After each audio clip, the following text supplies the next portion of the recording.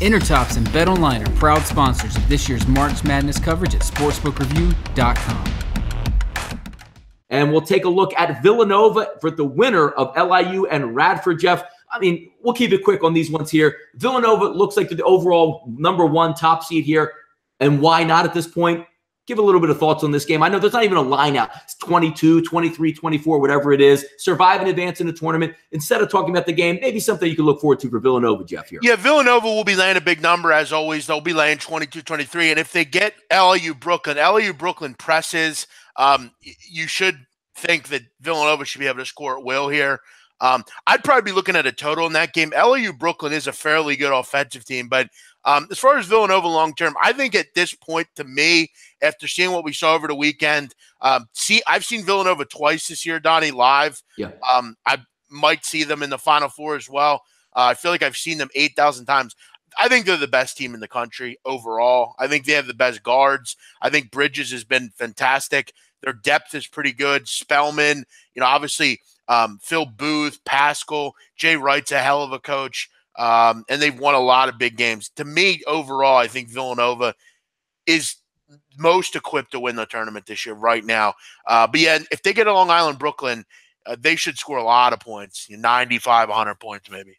Ian, I want to talk to you about this game, not so much the matchup, because you can pretty much pencil in. I mean, no 16 has ever beat a number one seed. I don't see that going to be changing, especially in this game. I want to talk betting philosophy, since we don't know the exact, line of what it's going to be. It's probably going to be somewhere in the 20s. How do you look at these games, Ian, when you have an obviously decided talent advantage, one side being with Villanova, but we also have the survive and advance? I remember back in the mid-90s, I used to get a kick out of Kentucky, those Jamal Mashburn teams. They didn't care. They would beat you 110-39 in the first round of the tournament. But other teams going on, it's sort of survive and advance. Let's not have a scare where we win by, 5, 6, or 7 points. But if we're up 20 with 4.5 to go, we're going to slow it down, pull our starters out. Just give a little bit of a betting philosophy, how you would attack a game, especially like, let's just say Villanova and Radford in a game. You say, you know what? It's a 20-point line. Are you going to lean towards the dog? Or are you just going to say, you know what? Talent's going to win out. They're going to just blast them.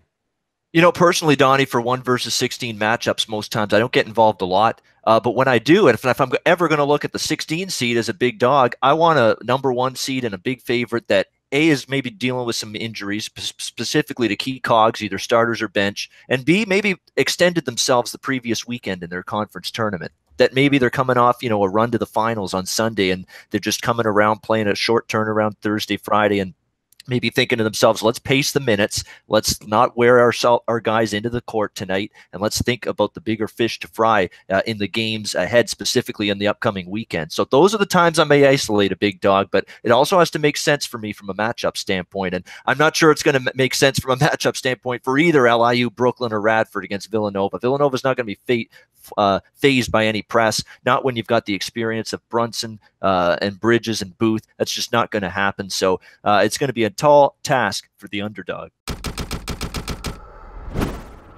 116s, 215s, not always the most exciting games, obviously, but flipping it right down, we'll get right to an 8-9 matchup here. Virginia Tech and Alabama. Colin Sexton wills his team into the tournament here versus a very game Virginia Tech team, which let that win slip away versus Notre Dame. Have a little bit of time to stew on that game. To me, overall, Jeff, in this game, I'm leaning a little bit towards Virginia Tech in this one, but talk about the matchup that you might be enticing in this one. Yeah, I'm looking at Alabama here. I think I told you when we were in New York, I told you that I thought Alabama, Colin Sexton just looks like one of those kids that's ready to be in everyone's living room. Everyone's going to know who he is in a couple weeks.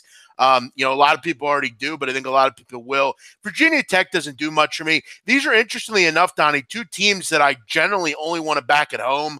I like Virginia Tech and Blacksburg, and I like Alabama down at Coleman Coliseum. I just think for me, the X factors, obviously Colin Sexton, he's the best player on the court. They're 2 similar teams, kind of.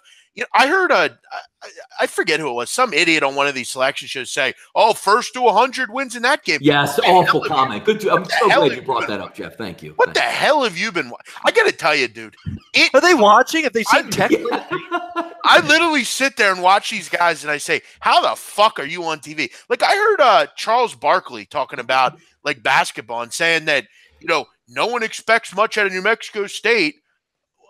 what are you talking about, dude? Like, of course no one expects much out of them. They're New Mexico State, and he's trying to talk about how he watched them last night and this and that. Dude, Alabama, Virginia Tech, I think first to 65 will win. I don't know what the hell Seth Davis is talking about. Another idiot. Yeah, for me, I'm picking all these games straight up right now because I don't know all the numbers. Alabama will be in my bracket. Ian, let's talk a little bit of turkey in this game. In the 8-9 seed, Virginia Tech and Alabama, you got to have some good guard play. Obviously, we talked about Colin Sexton, maybe some advantages. Justin Robinson, an equal foe in this one. Two teams pretty athletic, but you're right. Not the first teams to 100 in this one, but a pretty even matchup. What are we looking forward to? It's a good one. It's really close. One thing I like about it is Alabama showing some better poise late in the season, certainly in the SEC tournament. And the thing in this kind of price range that we're dealing with here is who's going to make a big shot and get a clutch bucket for me in crunch time if this is a close game late. And Colin Sexton looks like he's playing with no weight or pressure on his shoulders. Give me the ball. I want it. With less than a minute to go, a 2-point game, I got no problem taking that big shot and hitting it for my team. That could be the difference in the end. At +2 or better, I'm kind of interested in the Alabama side here. Tough one here in the next matchup, Jeff. A 5-12, which we know always you're going to want to pick one of those upsets between the 5 and the 12. This one going to be West Virginia and Murray State, Jeff. I know you've been following Murray State all season long. Big win entering into the tournament here. Finally getting back to the big dance. Tough game to match up with West Virginia. You're going to get them on a neutral court. We know how West Virginia likes to play. Real gritty and grimy. A tough matchup for me for Murray State. Talk about some advantages in this game, but maybe Murray State can get over on West Virginia. Or just think West Virginia's going to be too talented, Jeff, and Bob Huggins rolling on. Yeah, Donnie, I think you're going out of the wrong bracket, man. That's the only one I'm using is CBS at this one. Because we were on the East and now we're in the Midwest, so I'm. They might have the brackets wrong then, I guess. Yeah, I'll actually send you a link of a good way to follow it. There's one that I found that's like doesn't have 8,000 fucking ads and that kind of thing. Who do you have as the 5-12 in the East? 5-12 in the East is it is West Virginia, Murray State. It is West Virginia, Murray State, 5-12 in the East. You know what? I think you're thinking he's going by betting rotation number on the betting board. I might be. Okay, maybe you're right. Yeah. As far as Murray State, West Virginia, I think this would be a pretty high-scoring basketball game. Both these teams pretty up-tempo, both know how to handle presses, if it's my opinion. I like the bigs. These kind of teams kind of match up well against each other, both kind of similar. I like Murray, though. I'm going to look towards – again, we don't know the lines in these games. I don't think Murray will win, but I think it'll be a pretty decently close game. No, I would look at that. Ian, match up that West Virginia-Murray State game. Give us a little pointers here. Yeah, I mean, West Virginia, 9.5. They're not a team I rush to the betting window to lay 9.5 with, especially in a neutral court NCAA tournament environment against a Murray State team that, I know they're Ohio Valley, and that's not going to move the needle with your common college basketball person, but this is a good basketball team. Well coached, experienced, can shoot, can play pretty good defense as well. A very well-rounded team. It's all going to be about against that West Virginia team. Can they value the basketball? Don't turn it over. Don't feed into press Virginia and let them get easy baskets. Make them beat you with jump shooting, and that's not always something West Virginia can do. But I don't think Murray State's going to be buckling at the knees at this Bob Huggins out press here. So I could see Murray State hanging around. Keep in mind, Murray State also, West Virginia is a team that we've talked about it. If you can beat that press, you were going to score against them. Murray State has really good ball handlers, particularly Jonathan Stark. Listen, I think Murray's a team that can maybe hang around. If you can get them double digits, I see +9 in certain books. If you can get double digits, maybe you look towards Murray there. West Virginia they're just gutless for me at times. They just look off, way too much than they look on. Next in the matchups here, Wichita State and Marshall. We'll go right to you, Ian, on this one. Interesting matchup, Coach Marshall versus Marshall. Marshall can score the basketball. We know they have good guard play. They can fire the three, but this is a tough one. Wichita State, for me, though, all throughout the season, I like to bet them when they're at home as opposed to being on the road, which is the reason why I had Houston over Wichita State in the conference tournament. But this is going to be a little bit different here. Wichita State, to me, can clamp down on defense. If you want to play that high, potent attack, Wichita State can go with that, but also play some good defense. It's a nice mismatch to me for Wichita State. But again, the great thing about the tournament, if you get hot, you can beat anybody. And Marshall can shoot with anybody. Ian, talk about this matchup. Marshall played very good, much better defense down the stretch in Conference USA, and it's a big reason why they won that tournament. I mean, they stifled Western Kentucky in that championship game. They played tremendous defense, and even head coach Dan D'Antoni was talking about it, how much better their defense has come. But this is a tough ask because Wichita State can score outside, great shooters on the outside, can score inside with Morris and company down there. So it's going to be a very, very tough ask, I think, for Marshall defensively. This is a step up playing this Wichita State team, but we've talked about it before. Wichita State's defense all season long, it's left a lot to be desired. Can they improve? Can they step it up? They've shown signs of it at times, but it's not been consistent. My first thought is I want to look over the total in this game. No, I hear you there. Jeff, talk about Wichita State and Marshall. I know a couple days ago you had Temple getting double digits and they had the cover versus Wichita State. But again, survive and advance in the tournament. Some pointers here on Wichita State and Marshall from you, big man. Yeah, Marshall, I was surprised to see them win yesterday. That was a gutsy win by D'Antoni's crew. And I love John Elmore. John Elmore is a hell of a player. But the concern I have with Marshall, I mean, what do you have other than John Elmore? Because they really don't have a whole hell of a lot. They can only run out about 6-7 bodies. Ajin Panava's been hurt as well. He actually played pretty well yesterday for the hurt as well. But this is a tough matchup. Wichita has so many players, so many guys. I don't really think Marshall's built to hang with Wichita. But, I mean, anytime you get Wichita out of that roundhouse, you might have a shot. John Elmer's going to have to score 35 points for them, 40 points for them to have a chance to win this game, in my opinion.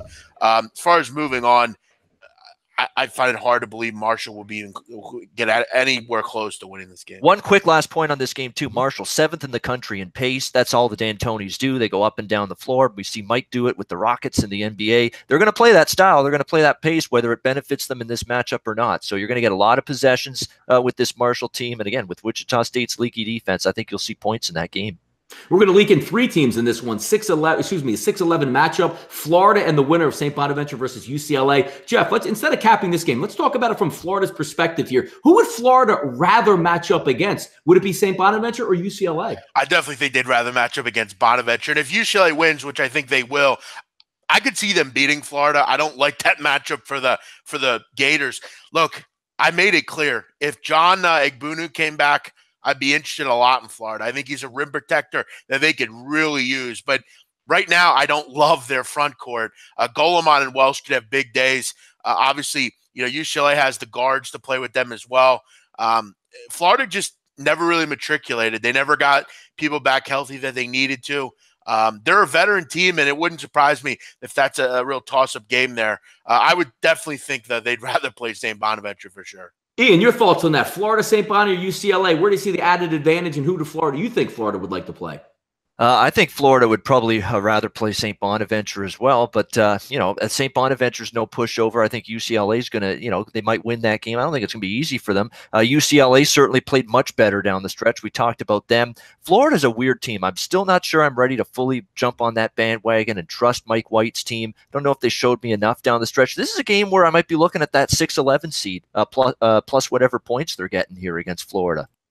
No, it should be an interesting matchup. We'll keep it going forward, Jeff. Battle of Texas here. Texas Tech the third. He's going to play Stephen F. Austin. Jeff, a lot of people don't know about Stephen F. Austin. I know you picked up a couple wins here in the conference tournament with them. How do they obviously Texas Tech is the better overall team. Can Stephen F. Austin compete with Texas Tech in this one? I think this would be a real low-scoring basketball game. Obviously, 2 real good defensive teams. Texas Tech, we all know what they do on that end. They got Keenan Evans back healthy, which is important. Look, Stephen F. Austin's a team that will defend. They do run a press as well. Same thing they ran when Brad Underwood was there. I'm going to definitely be looking towards a total in this game under the number. Shannon Bogues, TJ Holyfield, good players for Stephen F. Austin. This should be a fun one. It's in Dallas, 2 Texas teams here. I'll be interested to see what I get for a line here. I'm looking squarely at a total in this game. I'll be looking under. Both these teams very deliberate. Don't run up tempo. Not particularly good shooting teams. The other night, for instance, Donnie, in that game against Nicholls State was shooting 26% in the first half and only having down 10. Stephen F. Austin has a hard time lately pulling away from teams and really getting any sort of semblance offensively. I'd be looking towards a total in this game under the number. Ian, 3-14 matchup, Texas Tech, Stephen F. Austin. Give me some notes here. Yeah, I mean, I have no argument with the under. I mean, Texas Tech is a very good defensive team in a conference where the Big 12 and your defensive play with a lot of these teams is spotty at best. Chris Beard's team, and Chris Beard got this team to guard and play defense on a regular basis. And what I like about Texas Tech, if they're able to get past Stephen F. Austin, one of a deeper bench, a deeper rotation that they have than a lot of teams, I think they're well suited for a quick turnaround Saturday, Sunday game following a Thursday, Friday game.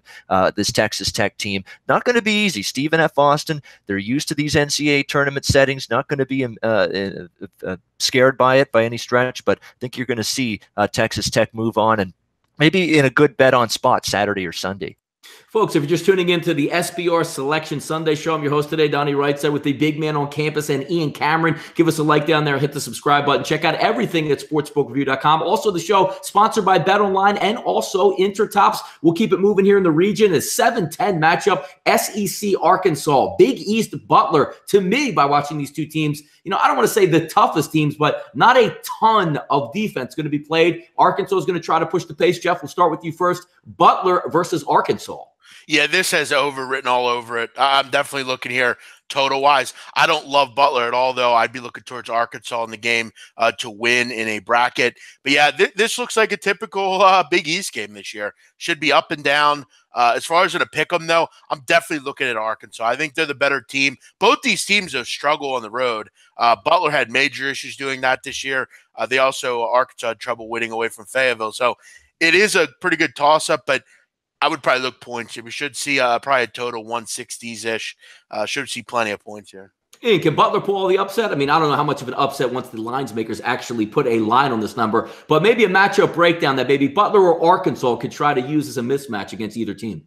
Yeah, I'm not truly bullish on either of these teams coming into this particular game. I mean, Butler to me is a team that, especially on the road, their defense has disappeared. I'm not sure I'm ready to trust Arkansas, especially in a step-up game like this outside of the conference. I mean, Arkansas, after December, they were a pretty average, ordinary basketball team. So for the sake of time, from a side perspective, I don't have much on this game, but I wouldn't talk anyone out of the over. That does make some sense. Should be high scoring.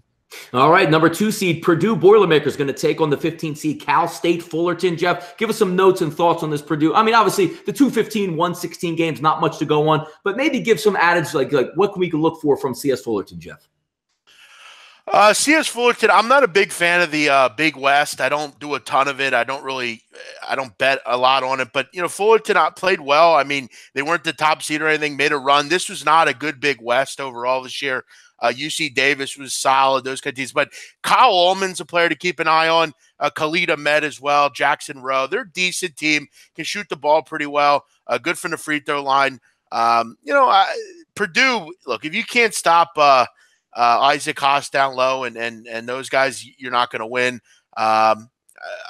Listen, Purdue will win. I'm not getting involved with the side or betting it or anything. Hey, quick thoughts on either one of these two teams here. Well, you look at teams like Purdue, Virginia in this tournament, they got a lot to answer for because they've had disappointments in NCAA tournaments past. And Matt Painter's team's another one. So they should roll. They should take care of business here against Fullerton, but this is not the price range I'm laying with Purdue. It's also tough. The one thing about these teams out of this Big West, CS Fullerton and the likes, Irvine over the years, Santa Barbara, they've really had a tough time in this first round being competitive. And I think it's probably going to be status quo here for Fullerton. 116 seed moving it down to the Midwest, Kansas, and those Penn Quakers who went dancing today. The fun of, winning the Ivy League is, you get the ring, you're going to probably move on and be a lawyer, a judge, a state senator, maybe even a president. But the ticket that you get to punch is to play a top seed in Kansas. Have fun, Penn, enjoy it. You're probably going to get knocked out relatively quickly here by Kansas. Just give a little bit of food for thought on this game. Jeff, we'll start with you first. Kansas and moving on, or Penn, they can shoot. They're smart players. They don't turn the basketball over, but there's a little bit of a talent disparity here, right? Yeah, I actually already bet this game. I took Kansas at 14.5. I don't understand why this number is only 14.5. Look, Penn is Penn. The Ivy League blows. Kansas should run away. I think if they get as of week A back, that's huge. I don't know if they'll generally even need him though in this game. Listen, if you can get D'Souza playing the way he did throughout this tournament and as of week A, that's all Kansas could ask for because he can represent what Billy Preston would have been to Kansas if he would have stayed around. Guard play's been fantastic. Malik Newman, Devontae Graham. Look, I hate to say this, I think Kansas is way quicker, way more athletic. I think they roll Penn. I think there's a 20-plus point win. I actually already laid it with Kansas. Ian, quick thoughts on this game here. I agree. That's the one flaw, and the fly in the ointment for Kansas is their front court depth. I mean, that's always going to be the thing that could come back to bite them in this tournament. I don't think it's going to impact them here one bit. Against Penn, you see D'Souza, the great game he had, 16 and 10 he had in that game. Talked about the guards, Newman, Graham, Sven Mikhailuk played very well and has played really well lately as well. So Kansas has a great backcourt. That front court shouldn't be a bad matchup for them here. Penn can't exploit maybe that potential weakness. So, yeah, Kansas should, in theory, win this game and maybe win it comfortably. Folks, we could talk about each one of these games, break them down, but then again, there is a little bit of a time constraint that we do have to work under most times. So we're going to hit every game. We're going to go a little bit of rapid fire here and rotate between Ian and Jeff. Jeff, we'll start with you first here. 8-9 seed matchup, I think, is a really good one. The 8 seed Seton Hall is going to take on the 9 seed NC State. Big East versus ACC. Tips and pointers, Jeff, and what you're looking for here. Yeah, this is an interesting matchup because you have the big Yurt 7 against Delgado. That should be a fun matchup down low. We always know Seton Hall, very good guard play. Can Desi Rodriguez play? They do need to get him back at some point. They kind of were able to do some good things without him, but, the other night against Butler, if he's in there, maybe they could win the game. They need him back healthy. Sonogo needs to become healthy. I'm not a big fan of fading Seton Hall in the first round. They generally find a way to win a game. Kevin Keats, though, with that press, they came on. If you can get NC State into a jump shooting game, generally that's going to be how you can beat them. Question is, can Seton Hall do that? I'll lean Seton Hall in this one, though. I'm not ever a big fan of 8-9 matchups. They're generally coin flips, and I just don't have a big opinion. I'll probably lean Seton Hall because I do like the senior leadership they have. All their really good players are seniors. I think that will go far for Kevin Willard here. As long as they have Des Rodriguez back, I'm looking towards the Hall. Ian, 5-12 game here. Clemson, New Mexico State. Give us some thoughts on what you can think from the ACC here. And can Clemson, not the greatest team, but they're going to play defense. I know Jeff does have a problem with the way Clemson is coached. Let's talk about Clemson and New Mexico State in the 5-12 matchup. Yeah, Clemson to me got a decent matchup here. I don't know if New Mexico State's got it in them to take care of business. I know I've got issues with Brownell, I've got issues with Clemson, but they actually did shoot the ball a little bit better. Admirable effort against Virginia in the ACC tournament, and if they can play defense, they're going to be in games. I think this is probably their one win. I don't know if I trust them to win more than one game, but for me, this might be a spot I'm actually willing to go ahead and maybe lay points with Clemson, even though I haven't loved this team. They should match up well here. Hey, Donnie. Yes. Real quick, I just wanted to mention, I know it's Ian's game, but this is actually one of my favorite games of the tournament. I really like New Mexico State. I think they're going to win this basketball game. I think they are a really good basketball team. I think defensively they are top 15 in the country, very good team. I think bringing in Zach Lofton from Texas Southern's a great get. He's been fantastic. Eli Chua and Deere that are both there already. Jamario Jones. Donnie, Jamario Jones, 11 and 13 per game. Mm-hmm. That guy, really good. You look at their losses this year. You lose to SC, you lose to St. Mary's. They're decent teams. Played a good out-of-conference schedule. Beat Davidson. Beat Miami. This is a beat New Mexico. This is a pretty good basketball team. I'm not a Clemson guy. I made that clear. I think without Grantham, I don't think they're nearly as good. Brad Burnell's a fraud loser coach. He never will win anything. I like New Mexico State here, plus 4.5. They will probably be in my bracket as an upset. I like them a lot. Chris Jans has done a great job there. Jeff, we'll stay with you in the 4-13 matchup, Auburn and Charleston. I know we've been fading Auburn, so to speak, coming down, talking a lot on the roundtable about futures and what these teams look like. Auburn gets knocked out quick in the SEC tournament, a banged-up basketball team. Charleston, one of the teams I've rooted for the past couple of years. Joe Cheeley and the boys are going to take on Auburn. Can we see an upset in the making here, Jeff, from the College of Charleston? It's a tough one because Auburn is so up-tempo and it's really a clash in styles. But I will say, I think Charleston will luck out. I'm not a big fan of Nick Harris. They're big, but Auburn is going to be obviously without Anthony McNamara. I just think the athleticism will be a bit of a problem. But I will say this, Donnie. Charleston sees teams like this a lot in their conference. The William & Marys, the Hofstras, the up-tempo, teams like that can run up and down. I don't hate this matchup for Charleston. I could see them coming in inside the number here. They're getting double digits. You obviously do have to go across country. Both these teams long travel schedules. And how will Auburn deal with being on the big stage? This is a game they're not familiar with very often. They don't go to the tournament much, Auburn. They're not a basketball school. And they did flounder a little bit towards the end of the season. This is an interesting game. I'd lean towards COC here getting the points. Ian, you're going to get a bonus matchup here, 6-11 TCU. Let's treat it the same way we treated Florida. Who would TCU rather match up with, Arizona State or Syracuse here in this game? I would say Syracuse, to be honest with you, because I think you just got more shooters, more offensive ability with Arizona State. It's maybe going to be a little bit tougher for you and it'll be a little bit more challenged. TCU has been able to still play pretty decent defense at times, but down the stretch it wasn't as good. That defense under Jamie Dixon, it really took a hit. So I would try to stay away from Arizona State. At least if I can play Syracuse, maybe I'm going to get that team into a low-scoring grinder and have a chance to beat them there with just doing enough on the defensive end and maybe getting the odd extra bucket. But, TCU is one of those teams that's a wait and see for me. I'm not going to be in any rush to back them here against an Arizona State or a Syracuse. So watch it. This is one of those games where I might back that State-Syracuse winner against TCU in this matchup. Jeff, 3-14 matchup here. Michigan State healing the world win by wind with Coach Izzo going up against the Bucknell Bison. Any tips, tidbits we can look at? Because Bucknell, we know, familiar with winning their league, been there, done that, but, tall task here with Michigan State. This is another bit problem that I have with this committee. I mean, just some of these teams just get fucked every fucking year. And Bucknell is a team that gets fucking fried every year. They put them up against, just the worst of the worst matchups. They did it last year against, I think it was West Virginia. Here's what I'll say about Nathan Davis's team. They're really good. I like Bucknell a lot, and I loved what they did early in the season. They're another team. Went out and challenged themselves, played Arkansas, played UNC, played Vermont, played St. Joe's, played, teams like Maryland and those kind of Monmouth. They faced teams, LaSalle, VCU. They challenge themselves, and that's something that can go far. Question is, can they handle Michigan State? Look, if you're interested right now in laying 13.5 of Michigan State, go ahead. I'm not. I don't see it with them. I think Nana Fallon's a good player that can handle the bigs down low. Guard play for Bucknell's pretty solid.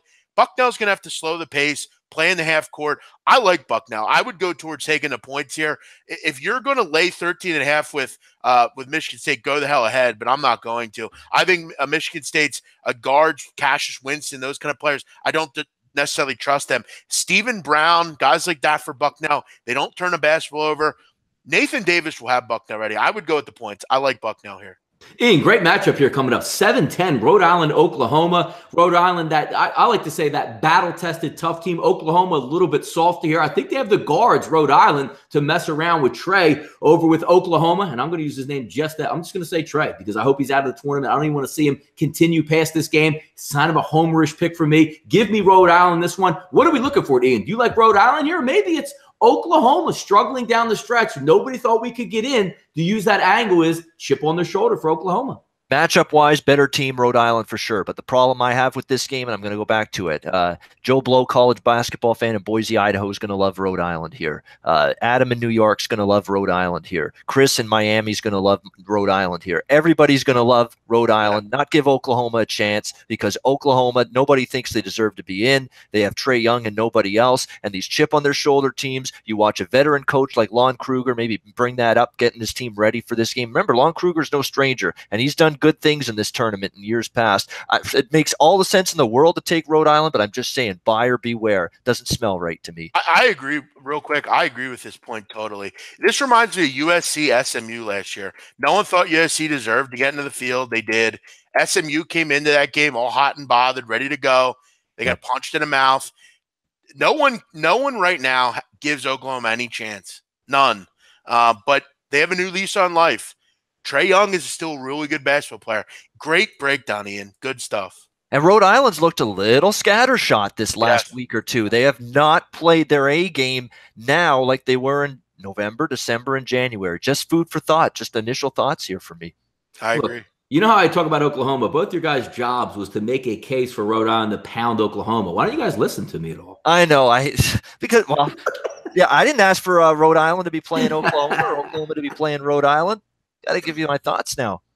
No, I hear that. 215 matchup, Jeff. And I don't think this is a really bad matchup for Iona. I love the way Iona plays. You know, a lot of guards, you know, a lot of bigs down there. The problem that the problem that Iona is going to have is how do you handle the length and the athletic ability down low, especially with Bagley here, Jeff? We'll keep it moving quickly on this. Duke Iona thoughts.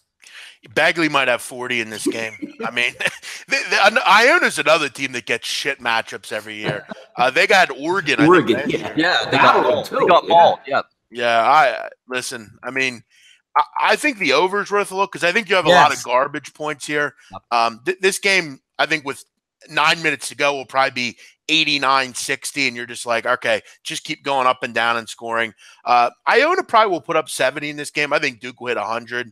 I think anything under 173 is a good over. Tough matchup for Iona, but they do have good guards. And, Donnie, we do know at times Duke can struggle. I mean, they have Grayson Allen's, got head issues, as we know. Don't sleep on the four-guard lineup for Iona. Tim Cluse is they'll score points. This is a great over game to me. Yeah, I think I have bet just quickly on this game. I think I've bet Iona over the total in their first round matchup every time they've had one. I'm going to be looking to do the exact same thing here because Duke's going to this zone defense now. Coach K is having them do that because he doesn't trust his man-to-man defense on this team. But Iona is a decent three-point shooting team, 38%. They're going to be able to hit some shots from three. They're not going to come close, I think, to winning this game or even covering. I think Duke's still going to have way too much scoring inside from Bagley. But this is going to light up the scoreboard, I think. I think we go over the total, Duke and Iona, big time here.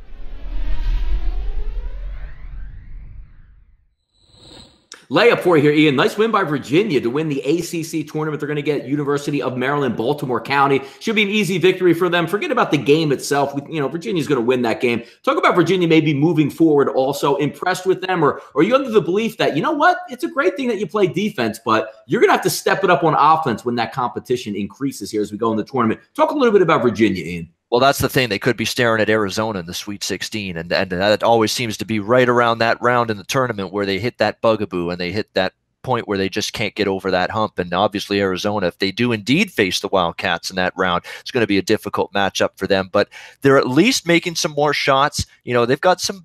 Kyle Guy's had a great season for them shooting the basketball. Wilkins, a great defender. This is a Virginia team that is playing really good. This has got to be the year they finally get over the hump if they're finally going to do it. The question is, can they get that monkey off their back? Jeff, matchup 8-9 seed Creighton and Kansas State here matching up. Give us some pointers on this. I keep getting these fucking 8-9 games. I don't know.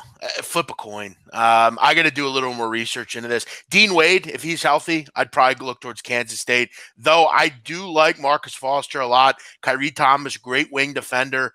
Listen, if they had Krempelli, I would like them in this game because he could handle Dean Wade. They don't have Krempelli, and without him, their defense is really bad. Kansas State should be able to move on here. Next up, 5-12 seed, which I'm actually upset about this. Davidson, I rooted for. It's one of the teams I like to watch play. Love the head coach. Love the way these kids treat the basketball, not turning it over, hitting the open jump shot, playing good defense. What a tough matchup for them. 12-5 seeder, Ian. Kentucky versus Davidson. Talk about it. Yeah, a difficult first-round matchup, Davidson, Kentucky. And you look at the number right now, Kentucky laying 5.5, 6. There's a little tax, too, on Davidson. They know Davidson's of the past have pulled a shocker or two in this NCAA tournament. You got Kentucky laying 5.5, 6, a reasonable number at least in this game. Yeah, I mean, Davidson, they've had a hell of a run, great run to the A-10 tournament final this year, get into this NCAA tournament. But you've got Coach Cal getting this team playing well at the right time. I'm still not in love, Donnie, personally, with laying 5.5, 6 with Kentucky here, but they're peaking at the right time, and I'm still a little gun-shy to go against them. Ian, never a bad thing to do is take the points and pray in the tournament. These teams can ball out, and the one thing Jeff is always going to tell you, and we should put a tattoo on, if you can make your free throws and not turn the basketball over, you're always going to be in the game to cover lines. Jeff, I'm going to give you a good matchup here, at least, on paper, so to speak. Arizona and Buffalo. Buffalo running the MAC all season long. Clearly the best team, very athletic. But when we talk athletic, Jeff, there's another level of athletic that Arizona brings to the table. Not your normal 4 seed here. So Buffalo, to me, is going to get bounced pretty quickly. Yeah, no, it's interesting because Arizona played Kent State last year. I think it was Kent State. It might have been UCLA. But either way, DeAndre Ayton's on another fucking level. The guy's and people can talk shit to me all they want. I don't care. I think DeAndre Ayton is better coming out of school than any of the bigs we've seen. And the numbers have backed it up. He's had better numbers than Karl-Anthony Towns, Joel Embiid, and Anthony Davis. If you look at the advanced numbers, he has better numbers than all of them. Yeah, Buffalo's a team that will score some points. Arizona's got to get the defense fixed. If they can continue to defend, if Parker Jackson Cartwright and Rawley Alkins can continue to defend the way they have been over the last 2 or 3 games, they will win, and they will win handily here. If they get back to the old Arizona where they just allow dribble penetration constantly like they did against NC State and those kind of teams, this will be a dogfight here. Buffalo's a good offensive team. Wes Clark, Masonburg, they're a good little basketball team. But this is a tough travel schedule for Buffalo, heading out to Boise, basically going to be playing, at noon. I think Arizona will win. They should win fairly easily. Yeah, it's a level up program there. Obviously, saw Hurley took that Buffalo team to the next level. He got out of there, got a major job. Same thing is going to be with Nadu. It's, even though he just signed a long-term extension with Buffalo, that paper's not worth what it's written on right now. He'll be out of there soon, and he does run a good program and a good basketball team. Ian, let's get up on this next game. 6-11, good one here. Miami, Florida. They Hurricanes are going to take on Loyola Chicago. A lot of people hear the name Loyola Chicago and just think, oh, man, Miami's just going to run over this basketball team. If you haven't watched Loyola Chicago throughout the season, they do everything well, from being coached well to hit the three-pointer to playing good defense to not turning the basketball over. Ian, give us some pointers on this Miami Loyola Chicago game. I think Miami and the Jim Larinaga crew isn't tough here. I really, really do. I mean, I think this Loyola Chicago team's really good. Porter Moser's done a great job. They're well balanced. They have great defensive basketball team. 5th in the country points per game allowed, 40th defensive field goal percentage. They've got Clayton Custer, who had a great season. Ben Richardson's another guy that hit big shot. Dante Ingram. There's some guys that can just shoot the ball for this Loyola Chicago team. Miami is still offense is the problem with them. I don't know if I can consistently rely on them to make big shots. If this is a close game late, I actually think Loyola might be the team I have more faith in to make a big shot for me at the end of a close game than Miami. I could see the 6th seed going down here. I really could. No, it's going to be a good one. It's another one of those teams like, when you head into the tournament, me and Jeff, if Temple doesn't make it in, you try to glom on the teams that you can root for. This by far one of the teams I do like to root for. Let's keep it going, Jeff. Tennessee, the 3 seed, taking on Wright State. Let's talk about some matchup issues here that Wright State's going to have with Tennessee. Yeah, I mean, I'm Wright State. I don't listen. They're in the Horizon League, so luckily some random team always finds a way to win their conference, but they're not going to beat Tennessee. Wright State to me is, I think, one of the worst teams in this field. I don't think they do anything special. They're very average, really, every way you look at it. Scott Nagy's a good guy, but this is a bad matchup. Tennessee, I think, is a little overseeded. I thought they were more a 4 seed, but either way, they'll beat Wright State. Shouldn't be a problem. They're an easy mark to move on. 7-10 matchup, and we're going to go to Nevada versus Texas. Mo Bamba should maybe be back and healthy for this game. Nevada, maybe a little bit of a collapse late. Talk about this matchup here with the 7-10. Should be pretty even.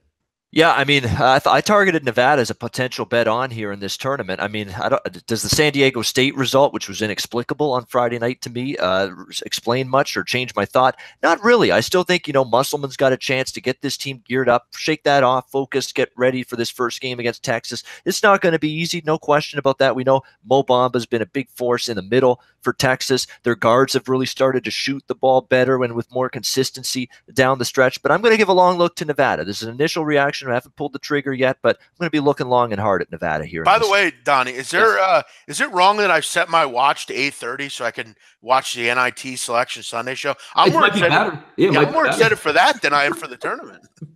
Absolutely. Yeah, we'll give you another layup here for you, Jeff. 2 verse 15. It's going to be Cincinnati and Georgia State. Georgia State punching their ticket as being the conference champion. Cincinnati, we know what they're meant to be. Obviously, they won their tournament as well. We're going to easily be in the field. Cincinnati, I think they have a nice matchup here versus Georgia State. Should be able to get through. And then even getting through Nevada and Texas all the way through. I like their matchup even if they face Miami or Loyola Chicago. Jeff, talk a little bit about Cincinnati here. Yeah, I think Ron Hunter's one of the best mid-major coaches in the country. The guy that you just continues to win really everywhere he goes, has had great success at Georgia State. And the fact that he went out and found a talent like DeMarcus Simmons is pretty unbelievable. To come in after his son leaves, goes to the NBA. Simmons is a hell of a player. The Sun Belt was, again, a very poor conference.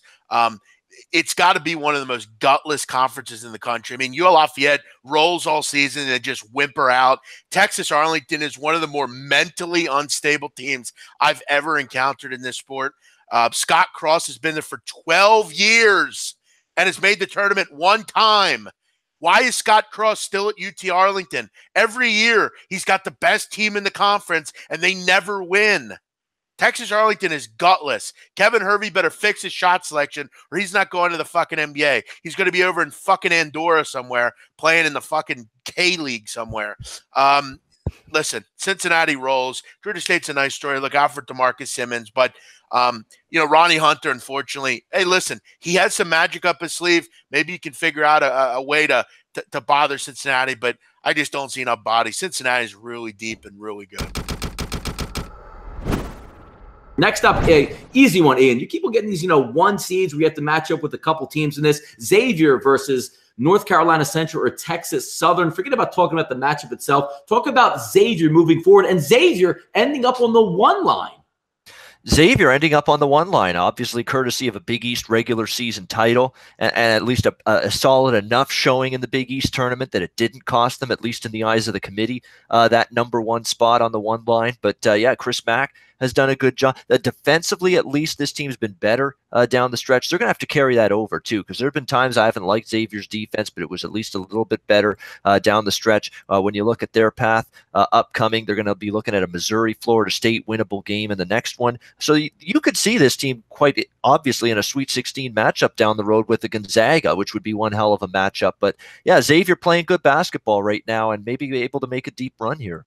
Folks, we're whipping through the West bracket here. Thanks for tuning in to the Sportsbook Review Selection Sunday show. I'm your host, Donnie RightSide, with my counterparts, the big man on campus and Ian Cameron, sponsored by BetOnline and Intertop's promo code CrunchTime with Intertops. We'll keep it moving here. Now, since Jeff gets really mad, and I know when he gets mad, he doesn't like 8-9 matchups, so we're going to double up with Ian here and go 8-9 matchup, Missouri and Florida State. Porter Jr. in the playoffs here once again, or I should say once again for the first time coming back, showing a little bit of rust. And I know I didn't give Jeff this game because I don't even want him to chime in because, yes, Porter was rusty in that game. I love it. Affected him. But I love Porter. I want to make that clear. I have a man crush. I have a man crush on Michael Porter. I'll come out and say it. Other than Jimmy Garoppolo, he's probably the one person I'd rather be in the country other than myself because, as many know, I am a king. But I do want to be either Michael Porter or Jimmy G. We know who he's short of, though. Ian, talk about this matchup here. Athletic athletes all over the floor in this one. What are we looking at? Yeah, I was disappointed by Missouri's performance with Porter back on the floor against Georgia in the SEC tournament, but that may not make me shy away from trying to back them here against Florida State. I don't know what it is about Florida State, but you get me Leonard Hamilton in an NCAA tournament setting, and I'm not exactly ready to trust a team coached by him. I'm sorry. I don't think he gets the job done for Florida State. I don't think he gets his teams very well prepared. Not saying I'm a Quanzo Martin guy by any stretch of the imagination, but I think Missouri's going to have time to integrate Porter into this team and rotation, get practice ready to go for this first tournament game. I'm kind of interested in the Missouri side here for sure. That would be the way I'd bet it for sure. Jeff, 5-12 matchup for you here. Maybe some upset in the liking. I know you're a big fan of South Dakota State. They're going to take on a very talented Ohio State team. Can this 12 seed give the 5 seed some problems?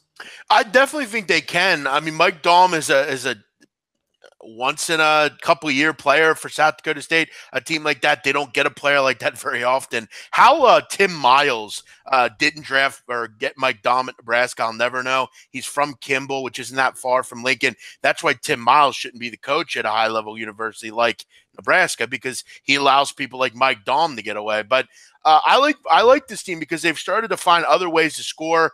Whether it's David King or Kellen Husen or Flatten, they have plenty of options at South Dakota State. You're starting to see some added guys that can come in and give you some buckets. I thought they were really good defensively against the South Dakota Coyotes. I think they're going to give Ohio State a game. It'll be a good matchup. Diop against Mike Daum. I think you're going to go back and forth. A better matchup this year for South Dakota State as opposed to last year where they got big Gonzaga. That was a bad matchup for them. Don't sleep on the Jackrabbits, man. They have found a way to continue to get to this tournament. Daum is a guy that everyone needs to watch. Nice segue, Jeff. Talking about Gonzaga, 4-13 matchup. We're going to have Gonzaga versus UNC Greensboro. Ian, what can we look from this matchup? Obviously, we think Gonzaga is going to win this, but maybe UNC Greensboro can maybe get caught in a look-ahead situation with Gonzaga, maybe catch them off guard, or are they just going to get pasted round one in this matchup? I'm not so sure about pace. Greensboro is pretty good, but I do expect Gonzaga to advance. Gonzaga was playing really, really well late in this season, a really tremendous showing in the WCC tournament. And Mark Few looks like he's got a team more than capable of getting a decent run in them here in the NCAA tournament. Jonathan Williams, Josh Perkins, Zach Norvell, Killian Tilly, who was amazing in the WCC tournament. There are a lot of good quality basketball players on this Gonzaga team, and it's probably going to be in the end too much for Greensboro to handle.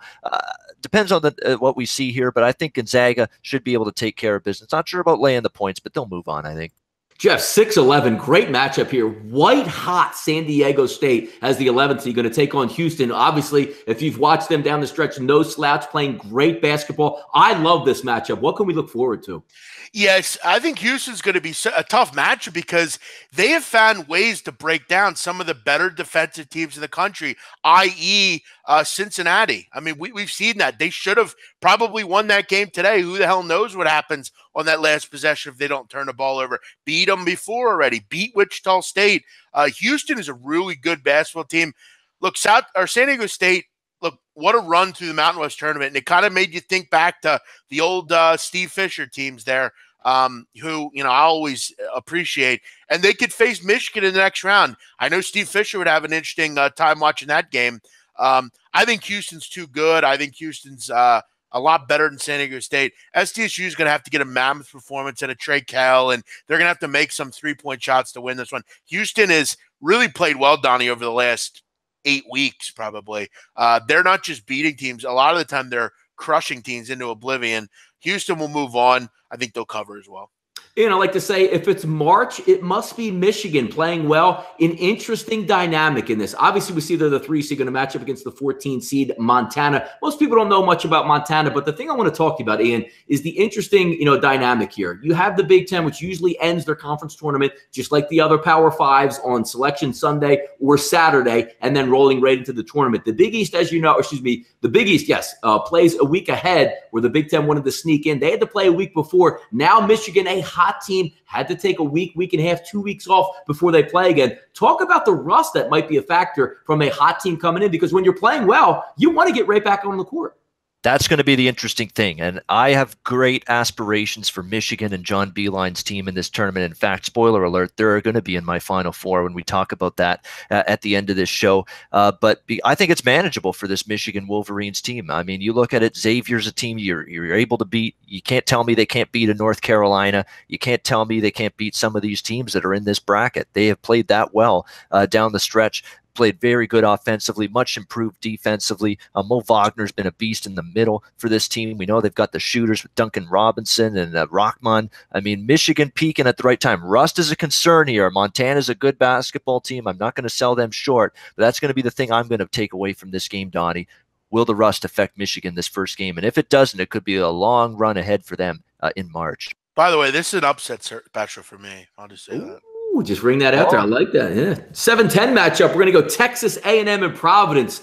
No rest for the weary in this one. These two teams are going to bang down low. A&M, as we know, has the Twin Towers, and also looking at Providence, just that street tough rock fight type team coached by Ed Cooley. Jeff, talk about A&M and Providence here. Yeah, I thought A&M was one of the more disappointing teams in the country. I thought they were a team that maybe could challenge for a big or for an SEC title this year. Really just kind of, these are two teams that are always like, this is an 8-9 game, isn't it, Donnie? 8-9, right? It is a 7-10. Okay, yeah. Well, I mean, similar. I mean, these teams are always within 7 to 10. That's what their ranks always are. I like Providence. I like their guard play. That's one thing Ed Cooley's always been able to do. He's always had those really good guards. Obviously Chris Dunn a couple years ago. You look at this year with Cartwright and Diallo and all those guys, Bullock. But Texas A&M can really bang down low. They have, Robert Williams. And I wonder, though, about their motivation. They're kind of, to me, like they're kind of the bigger, better version of Texas Arlington. They look to me like disinterested at times, kind of not all in the game. They don't love basketball, maybe. Another game that I don't have much on, I lean Providence, though. I like what that team does, like Ed Cooley a lot. Last game we're going to talk about, Ian's going to get this one. Then we'll go with some matchups to look forward to as we go down the stretch and some Cinderella teams that you're going to want to listen to between the big man on campus and Ian Cameron. Ian, North Carolina, fresh off getting beat in the ACC title game, but knocking off Duke. You know, some yeoman's work by them. Going to take on Lipscomb. If you watch that Lipscomb game, which I know Jeff was watching intently, versus Florida Gulf Coast, this team can shoot. This team is efficient. Will the defense come, and will they be able to match up against the athletes of North Carolina? But Lipscomb can shoot the rock, Ian. Talk about this game.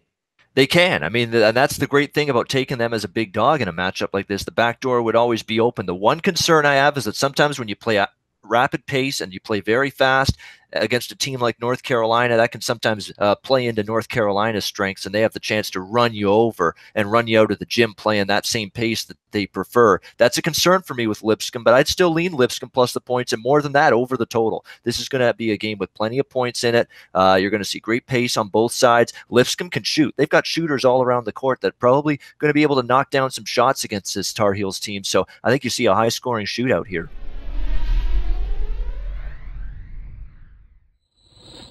Hey guys, thanks for tuning in to our channel. Now, we've put a lot of work into producing all these free videos, so please help us out and keep all our content free for you forever by simply liking, sharing, commenting, and subscribing. Now, not to mention, a visit to our industry-leading website will warm the hearts of all our SBR employees, especially myself. Now, the links are over there to the left, so do check those out. Thanks for watching.